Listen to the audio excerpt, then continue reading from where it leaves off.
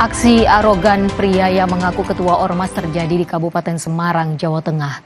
Aksi pertengkaran dipicu karena pelaku lawan arah di jalan yang sempit.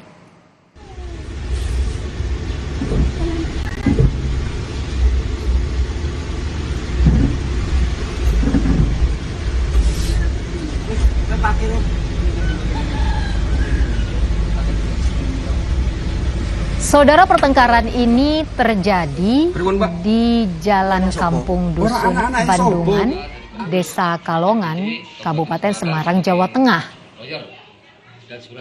Pelaku yang mengaku sebagai pengacara dan ketua ormas bersikukuh dengan rutenya. Padahal jalan ini digunakan sebagai jalur alternatif satu arah karena jalur utama longsor. Kedua pihak sepakat saling memaafkan usai dimediasi pemerintahan desa.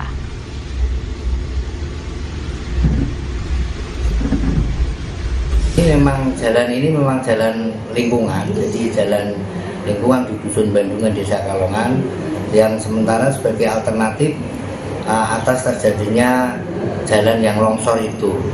Jadi dari musyawarah warga, kita memang membuat rekayasa lalu lintas bahwa ada satu jalan yang kita bikin satu arah dan dipasang juga rambu-rambu.